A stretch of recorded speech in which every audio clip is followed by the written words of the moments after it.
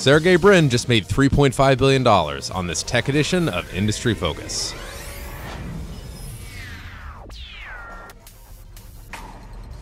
Greetings, fools. I am Sean O'Reilly, joined today by the devilishly handsome Dylan Lewis. How are you? Doing all right, Sean. I knew your mom was listening, so... Yeah, she tries to. Yeah. So for those of you who don't know, Google's broken its 2-year-long flat streak and is up 14%? Yeah, 13. 13, roughly. whatever. Yeah, depends on when you check. $80 a share. Sergey Brin, of course, owns between the two classes of stock 43 million shares. Doing a little math, just short of $3.5 billion. Yeah. The entire GDP of numerous African countries. Yeah, just in a day. Yeah. I came in today and one of our coworkers, Michael Douglas, had emailed me and he's like, yeah, this is up and we should probably do 10%. I'm like, this is awesome. We can do the tech show about this. And then Perfect. I emailed you and here we are. Yeah. So they reported earnings. Mm-hmm. I'm surprised it's up this much. I'm interested to hear your thoughts. So run us through the release first and foremost. Yeah, so like you said, up 12 to 13%. Net income looked good. It's at $3.9 billion, roughly $6.43 a share, versus $3.4 billion a year earlier. Analysts had expected earnings of $6.70 per share, excluding certain costs, and on that basis, the company delivered $6.99 per share. So that's a nice little bump right there. They beat, yeah. But they beat by what? 12 cents per share? Like, it wasn't outlandish or anything. Wasn't dramatic. Revenue looked good too. It was up about 11% to $17.7 billion. Again, excluding certain costs, they use traffic acquisition costs as something they're excluding. Revenue was $14.35 billion. Analyst expectations were $14.27 billion. Was this the first quarter that they figured out mobile? I'm not sure if that's what it was. Like you said, it's a weird pop for what ultimately doesn't seem like a dramatic surprise on earnings. If they, doubled or like just something, yeah, I would be on board with this. But they're assigning an extra $100 billion. I mean, yeah, Yeah, I think one of the things that people are most encouraged by are some of the statements that the company made about more conservative CapEx and R&D spending, and just kind of reining in some of those costs a little bit. I'm not going to get a driverless car, Dylan. No, I think they're still going to be going after those moonshots, some of those programs that they have with healthcare, some of those auxiliary businesses. But I think that they might be a little bit smarter about that. Got it. So what else stuck out to you? So I think one of the big things that we're always monitoring with Google is CPC. And, so you look at revenue for them and, with 90-something% of their revenue coming from ads, you look at that equation, you say, okay, so are they increasing revenue based on volume or are they doing it based on ad rates? And correct me if I'm wrong, last quarter it was on volume. Yes. Yeah, and we spent a good amount of time talking about that. Yeah, we've talked about it in the past, and I think that trend's just continuing. Aggregate paid clicks were up 18% year over year, 7% sequentially. Whereas CPCs were down 11% year over year and 4% sequentially. So that trend continues. Less per click in absolute pennies, but there's more of them, so it's fine. Mm-hmm. And part of that is the transition to mobile. Right. And knowing that mobile CPCs are lower.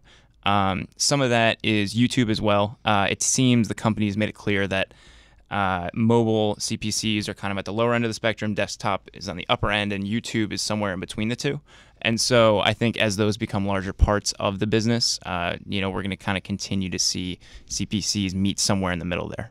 So revenue growth looks good. Mm-hmm. Was it really that? I mean, they already have 90-some-odd% market share here in the United States. They're killing it in Europe. In fact, so much so that they're trying to, lob antitrust things at them. Yeah. Where are they getting all this growth? Like, can they keep this up? I think so. It's really encouraging to see the TrueView YouTube growth. So basically the way that works is they're only billing clients based on ad impressions that are seen in their entirety. How nice of them. Yes, right. Because I know we're all used to skipping ads, those 15-second spots that'll show up between. You can skip YouTube. in 5, 4. And so, they're building out that YouTube ad platform. So that looks great. I do think the CPC dip is concerning. And in the conference call, they kept drilling home, like, everything's okay with CPCs, everything's okay with CPCs. And I know that the analyst narrative for a while has been, this is something we're worried about, Right. What's going on there. And it's kind of like that guy that's trying to reassure you that things are great with his relationship. You know, like the more times he brings it up and says, "Oh, everything's good, everything's fine, don't worry about it." Things were never better. Yeah, the more you're like, I don't know. Have you caught any, just caught wind of any kind of talk about the competitive landscape in online ads? Because 10 years ago, if you said there's this company making gobs of money off of online ads and clicks, I would have Google. Like, there's literally nobody else. Yeah. Now you got Facebook. Like, there's more competitors, and if I'm going to spend, I don't know, $1 million, just whatever, $5 million on a crazy big online ad, I have some choices. Yeah. Now. Yeah, and I think the targeting is unparalleled. You know, with Google. Facebook is obviously great. It's super granular, but I think Google's targeting is still going to be better just because it's knowing exactly what you're searching for when you're searching for it, and they can serve up ads based on that. Okay. So I don't know that anyone's going to beat them there, but it's definitely becoming a slightly more competitive landscape, and there's just more suitors for those ad dollars. Awesome. Well, before we move on, I wanted to make our listeners aware of a very special offer for all of our industry-focused listeners. If you have found this discussion informative and you are looking for more foolish stock ideas, Stock Advisor may be the service for you. It is our flagship newsletter, started more than 10 years ago by Motley full co-founders Tom and David Gardner. We are offering the lowest price out there for all of our industry-focused listeners. It is $129 for a 2-year subscription to Stock Advisor. You'll get 2 stock recommendations every single month with insight from our team of analysts. Just go to focus.fool.com to take advantage of this deal. Once again, that is focus.fool.com. And so for part 2, we're going to talk about their giant bank account, which isn't quite Apple par. Yeah, but, but it's sizable. Yeah, right now Google sits at about $70 billion in cash on the balance sheet, which is insane. I mean, that is a lot of money. It's about a third of what Apple has on the books. Google will get there someday, I'm sure. Yeah, but still a lot. And obviously, this is something that people start to think about with earnings is, well, what does the capital return policy look like? You see some of these really big tech companies, Microsoft, Apple, Cisco, once you become a monolith, you have to get into the capital return policy. You need to reward your shareholders with some dividends or some share repurchases. And so I think a lot of the coverage that I've been reading about their earnings has really fixated on this one, I think, kind of taken out of context quote from their CFO, Ruth Porat. And when was this? Was this? This was Thursday. Okay. Yeah. And so it was, what do we potentially need for capital return? And so, and this was in the context of talking about potentially loading up on some debt. Their debt load's pretty low right now. And I think any near-term expectations of a dividend or share repurchase are kind of overblown. What did he say? So the full quote that was, but if you step back, as I've looked at it, the key issue is what do we do for working capital? What do we need for CapEx? What do we need for M&A? What do we potentially have for capital return? How this one thing about financing the various opportunities that we have. So that list right there is something that she reiterates later on in the same order. And she talks about when asked to specify, like what she meant. Yeah. And she hits CapEx, M&A, and then capital return again. And I think it's very clear that that's where their priorities are. And she's made it clear that it's speculative at this point. So I don't know. I'm not sold on any dividend coming up anytime soon. Right. And, on the flip side, can you imagine going back in time to a, long-time Apple shareholder in the earlier 2000s or something being like, someday your company is going to pay this giant dividend and all this stuff, and it's going to have this $170 billion bank account. And they're like, no way. Yeah. Someday Google might get there. So you do think that the street's looking a little bit too much into this? Yeah, I think they're getting a little overeager. One of the things that they talk about in the conference call is one of their biggest ROIs has been their investment in the search platform.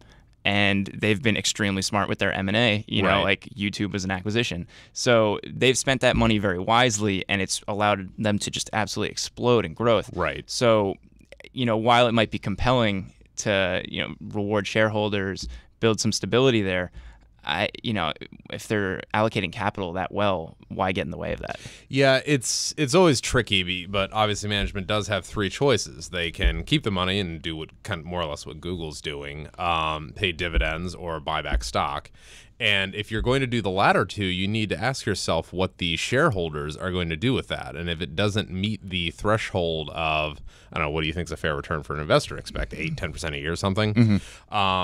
Google's return on equity is really, really high, and they're very good at what they do. So letting them keep it isn't, even with their huge size, isn't that crazy at this point. And we talk about the moonshots and how, you know, they have all of these side projects they're working on. If one of them turns into something big, then that's huge. Game over.